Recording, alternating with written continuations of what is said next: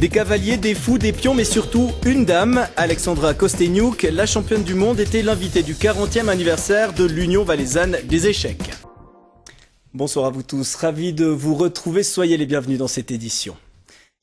Tout autre chose avec la venue à Martigny d'une championne du monde. Samedi, les passionnés d'échecs accueillaient Alexandra Kosteniuk, un joli coup réussi par l'Union valaisanne des échecs à l'occasion de son 40e anniversaire.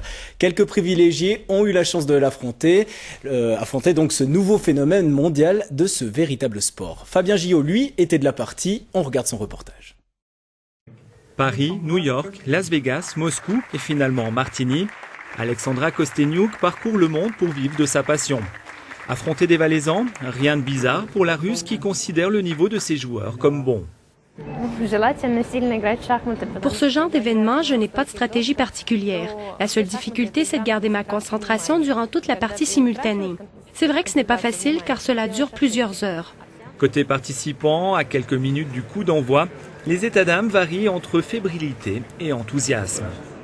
Mais c'est quand nous on fait le coup qu'on a ce qu'on fait. Au moment où elle arrive devant vous, tu joues ton coup, mais tu es obligé de jouer comme on en fait au club de temps en temps, d'accord? C'est un plaisir, c'est un honneur, une chance qui nous est donnée. C'est plutôt du spectacle, donc c'est comme ça qu'il faut prendre ce jeu. On est là pour s'amuser. Je suis venu avant tout pour jouer et puis pour tester mon niveau face à une grand maître. Plus de chances de gagner Euromillionnaire que de battre une championne du monde. Elle est très agréable à regarder, n'est-ce pas?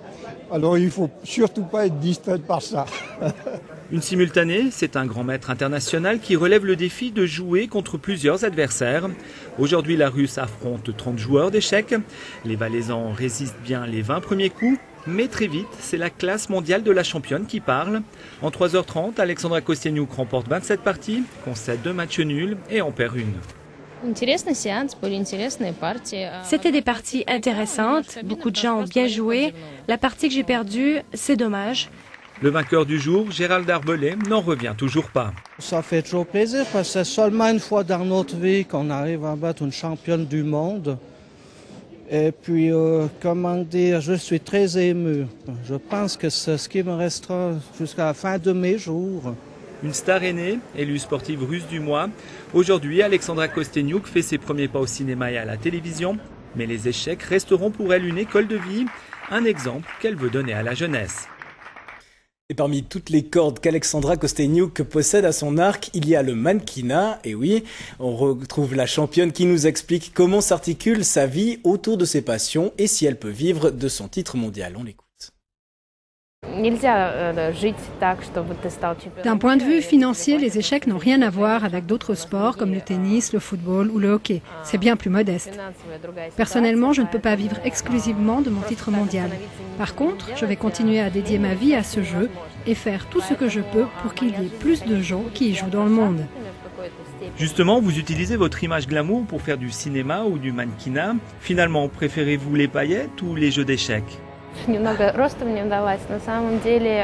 Pour ce qui est d'être mannequin, je l'ai toujours fait pour les échecs. Je ne peux pas en faire professionnellement parce que je ne suis pas assez grande, mais je suis assez photogénique. Cependant, je continuerai d'utiliser mon image pour promouvoir les échecs dans le monde et c'est ça qui est important pour moi. Il me reste à vous remercier de votre attention et à vous donner rendez-vous demain, même heure, pour un prochain journal. Passez une excellente soirée.